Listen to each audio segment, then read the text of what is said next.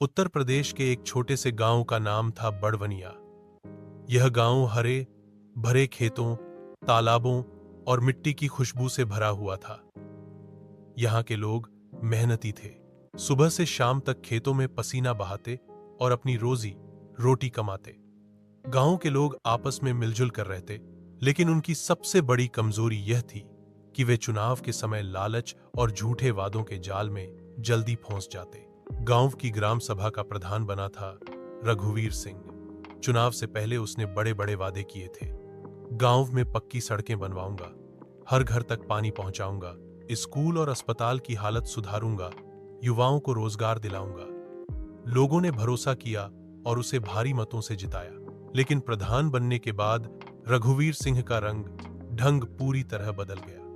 गांव की समस्याओं को सुलझाने के बजाय उसने केवल अपनी जेब भरने की ठान ली। सरकारी योजनाओं का पैसा आते ही वह ठेकेदारों से मिलकर आधा बजट खुद हड़प लेता। सड़कें अधूरी रह जाती, नालियां बीच में ही टूट जाती और गरीबों के घर बनाने के लिए आने वाली रकम उसके रिश्तेदारों के खातों में चली जाती। गांव वाले जब शिकायत करने जाते तो रघुवीर गुस्से में कहता, तुम लोगों ने मुझे चुना है, अब 5 साल तक मैं ही मालिक हूं, जिसे जो करना है कर लो। धीरे धीरे गांव की हालत बिगड़ने लगी।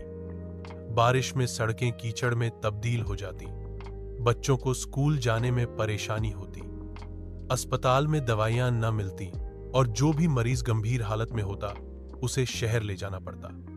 युवा बेरोजगारी से परेशान होकर शहरों की ओर पलायन करने लगे। सबसे बुरा हाल उन गरीब परिवारों का था जिनके पास खुद का घर नहीं था।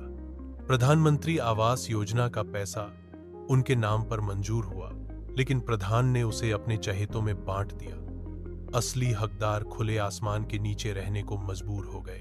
गांव के बुजुर्गों ने कई बार पंचायत बुलाई, पर रघुवीर सिंह हर बार बहाने बनाता, फाइल पास नहीं हुई, ऊपर से पैसा नहीं आया। जबकि असलियत यह थी कि वह सरकारी बाबुओं को रिश्वत देकर आधा पैसा अपने खाते में डाल लेता। धीरे धीरे लोगों का धैर्य टूटने लगा। एक दिन गांव की औरतें, किसान और युवा ऑल एकजुट होकर प्रधान के दरवाजे पर पहुंचे। उन्होंने नारे लगाए, हमें चाहिए ईमानदार नेता, भ्रष्टाचार बंद करो। गांव के मास्टर जी ने सबको समझाया कि यदि वे संगठित होकर जिला मुख्यालय तक शिकायत पहुंचाएंगे तो कार्रवाई जरूर होगी। गांव के लोगों ने लिखित शिकायत की और सबूत भी दिए। जांच में प्रधान की चोरी सामने आ गई। सरकारी अफसरों ने उसके खातों की जांच की तो लाखों रुपए का गबन पकड़ा गया। रघुवीर सिंह की कुर्सी छिन गई और उसके खिलाफ मुकदमा दर्ज हुआ। गांव ने राहत की सांस ली, लेकिन साथ ही एक सबक भी सीखा। गांव के बुजुर्ग ने सबको समझाया, बेटा, अगर हम जाति, शराब और पैसों के लालच में वोट देंगे तो ऐसे ही नालायक नेता बार बार हमारे सिर पर बैठेंगे।